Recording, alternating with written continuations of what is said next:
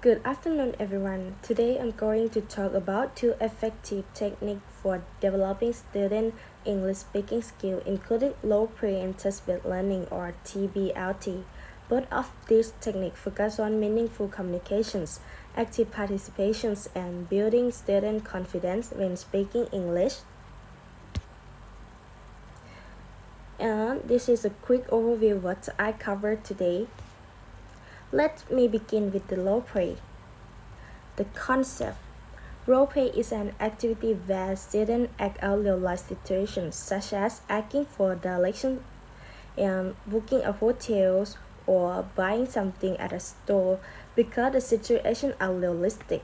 Students get the chance to use English in a meaningful and practical way rather than just repeat memorized sentence. And next, teaching step. Roleplay usually involves four steps. First, the teacher introduces the situation and teaches key vocabulary or expressions. Second, students practice in dialogue in a prayer or small group. Thus, they perform the roleplay either in front of the class or for the teachers. And finally, the teacher gives feedback and highlight useful language that applied during the activity.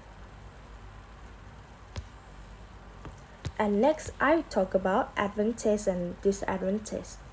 Role play is very powerful because it encourages natural communications, helps students become more confident, and develop fluency. However, some students may feel a bit shy, and activity requires some preparation time. It can also be harder to assess because the emphasis is more on communication than accuracy. And next, I talk about model and the theoretical background. The first is communicative language teaching or CLT. Role play is strongly support communicative language teaching, a teaching approach that focuses on meaningful purpose communications.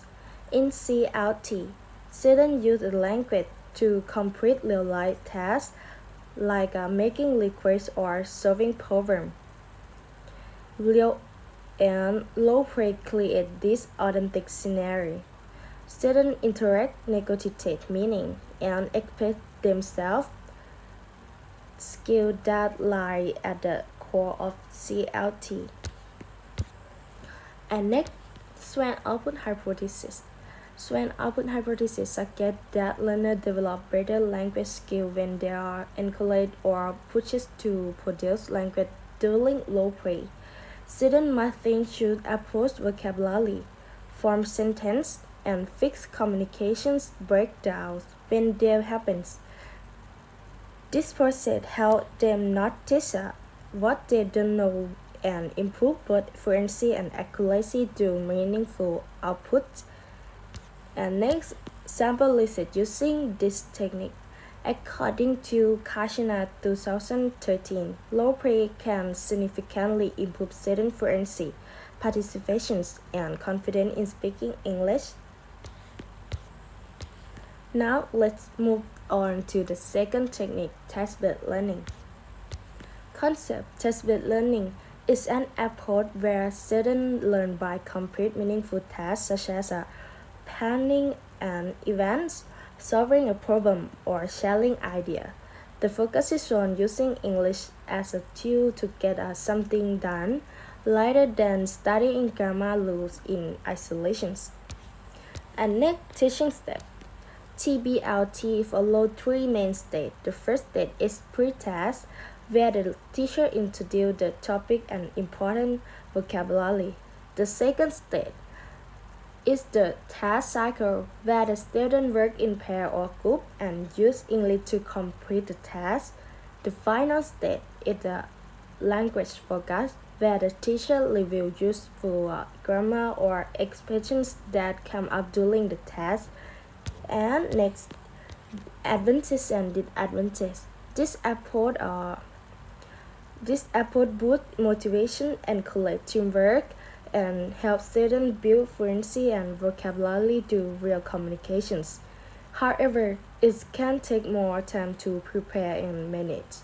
Some students may also rely too heavily on more advanced classmates, and because the focus is on meaning, error may occur more frequency.